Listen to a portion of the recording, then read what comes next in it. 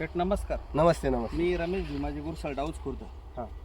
ज्यावेळेस कपाशीची लागवड केली त्यावेळेस अक्षरशः मला असं वाटत होतं कपाशी मोडून टाकू का काय, परंतु ज्यावेळेस आपली या प्लॉटला व्हिजिट झाली आणि त्यानंतर प्लॉट 2.5 महिने झाले व्हिजिट होऊन आपली. व्हिजिट होऊन 2.5 महिने झाले आणि त्यानंतर प्लॉटचं रूप डायरेक्ट बदललं. तर अशा पद्धतीनं आज हा जवळजवळ 4च फवारणी झाली आतापर्यंत.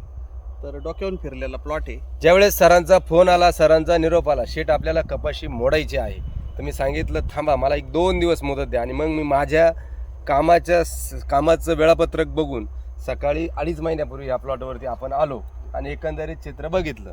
चिंताजनक परिस्थिती होती, परंतु दोन्ही फवारण्या सरांनी सांगितल्याप्रमाणे काळजीपूर्वक केल्या आणि एक आळवणी मी सरांना सांगितली होती, ती आळवणी सरांनी केली आणि निश्चित त्याचं फळ आलेले रिझल्ट आपण ह्या फोटोमध्ये बघू शकता.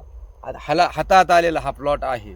सरासरी 16-17 क्विंटलपर्यंत उत्पादन हा प्लॉट देऊ शकतो. एकंदरीत तयार असणाऱ्या पत्त्या, झाडाची वाढ, फुटवे, कायऱ्यांची संख्या, ही सगळी जर परिस्थिती बघितली 16-17 क्विंटल प्रति एकर उत्पादन मिळू शकतं.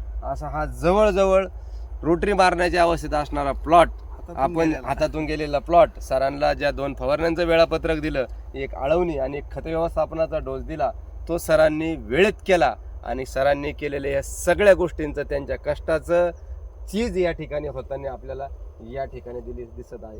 तर निश्चितच ह्या व्हिडिओच्या माध्यमातून सांगतो, ह्या काळ्या आईशी आपण जितकं सकारात्मक पद्धतीनं बोलू, पीक हे सजीव आहे, त्याची भाषा आणि आपली भाषा त्याला ज्यावेळेस समजते त्यावेळेस निश्चितच यातून हे पांढरं सोनं खऱ्या अर्थानं या ठिकाणी उगवताना, सफल होताना आपल्याला या ठिकाणी दिसत आहे. शेतकरी मित्रांनो, हीच आहे मोहनगिरी कृषी केंद्र कोपरगाव यांची किमया.